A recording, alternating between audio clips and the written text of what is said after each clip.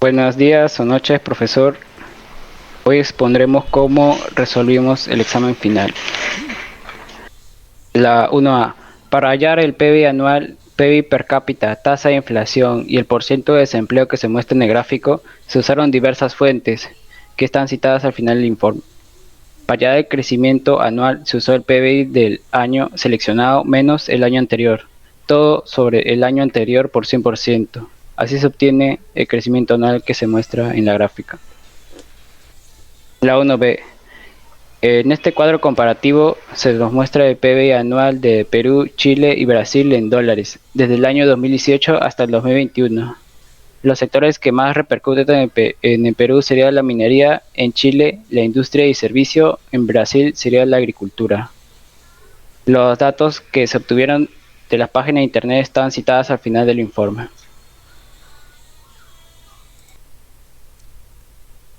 Ya, para el siguiente problema nos piden analizar los tres países durante el año actual, por lo que hicimos una tabla comparando cada PBI per cápita y también la tasa de desempleo.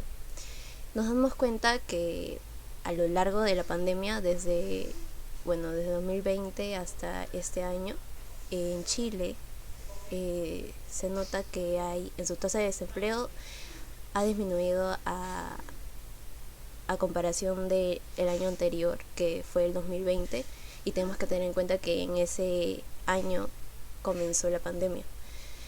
Sin embargo, nos damos cuenta que en su tasa de PBI aumenta, y esto generalmente tenemos que darnos cuenta de que el PBI no siempre depende de la tasa de desempleo, pero sí lo influencia. Si hablamos de Perú, nos damos cuenta que la población de Chile es la mitad, casi la mitad del de Perú. Entonces, comparando esto con los datos de Chile, consideramos de que el PBI de Perú en este año es muy bueno y muy bueno para el desarrollo económico. Y nos damos cuenta también que su repartición es equitativa si hablamos de la riqueza. Cuando hablamos de Brasil, tenemos que tener en cuenta que este es uno de los países más poblados de todo el mundo, y también a su vez el más pobre, por lo que su PBI per cápita es muy bajo, por lo que su nivel de calidad de vida de sus habitantes también es demasiado bajo. Por ende también la tasa de desempleo va a ser demasiado alta, y esto influencia en su desarrollo económico.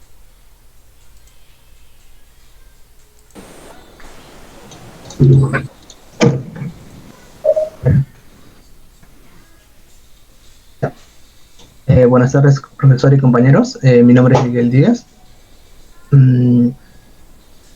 El problema que me ha tocado es determinar en qué año, entre el 2014 al 2021, se aprecia una mayor inflación en cada uno de los países señalados y averiguar la principal causa de cada país. ¿Se escucha? Sí, continúa.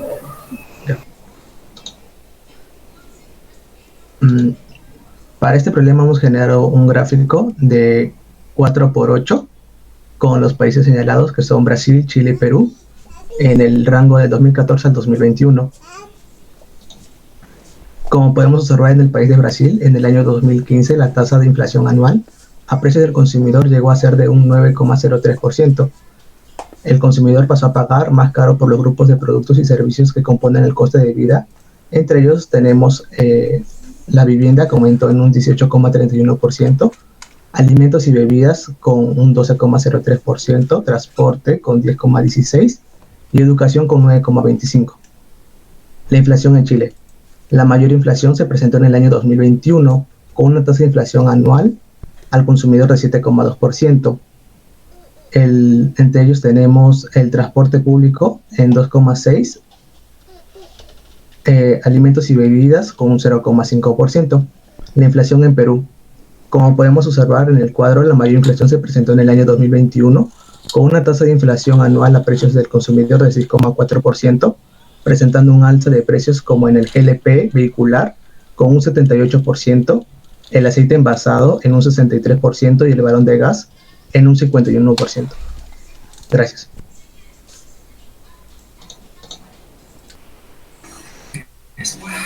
Buenas noches, profesor.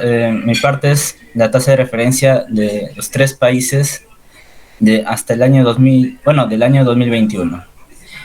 Bueno, la tasa de Perú fue constante, la tasa de referencia de Perú fue constante desde inicios del año hasta julio del 2021, con 0.25%. Cabe resaltar que justo hay un cambio en el mes de agosto, es debido por las elecciones que hubo en el país. Con la llegada del nuevo presidente, la tasa de referencia comenzó a subir de 0.25 hasta finales de año con un 2.5. La tasa del Perú comenzó a elevarse hasta el año de 2022. Y en el caso de Chile, comenzó con un 0.5% y terminó en 4%. Pero cabe resaltar que, igual que Perú, Chile hubo unas elecciones en ambos países con propuestas de cambio del sistema monetario. Con eso las divisas de ambos países comenzaron a fluctuar, llegando a que ambos tengan estos resultados. En el caso de Brasil, comenzó con 2% y terminó en un 9.25%, siendo este de los tres casos el más elevado. La pregunta habla sobre cuál de los tres países viene a ser el más beneficiario para un inversor, siendo Perú el más privilegiado por tener una tasa de interés menor, que eso ayuda a que el sector privado o una persona natural pueda invertir en nuestro país con mayor seguridad. Gracias.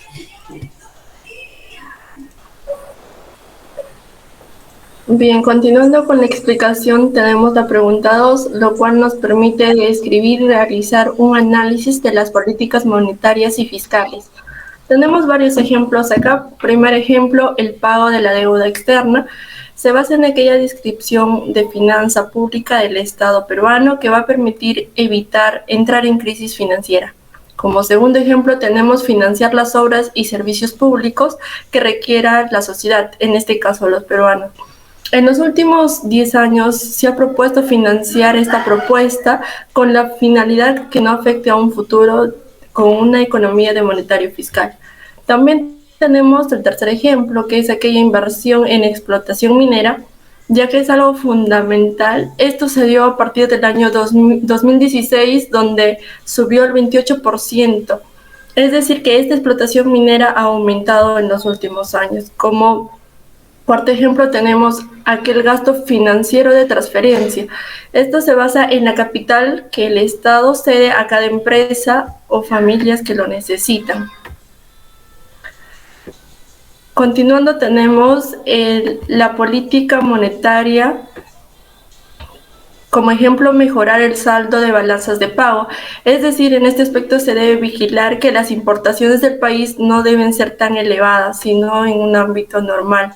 También tenemos la estabilidad monetaria, que se basa en mantener aquella estabilidad a través del uso de metas de inflación. También tenemos como noveno ejemplo el reducir el desempleo, lo cual sabemos que en los últimos 10 años ha habido mucho desempleo para todos los peruanos. Esto se basa en potenciar y mejorar para que haya más empleo para las personas que lo necesitan. También reduce la tasa de intereses. Se opta por esto con aquella base para calcular el precio en el dinero prestado para los bancos y la cantidad de dinero con la que se cuenta. Seguidamente tenemos aquel monetario que se basa en conseguir un crecimiento económico a nivel de todo el Perú, que se potencie más en el caso de la AFP y la ONP.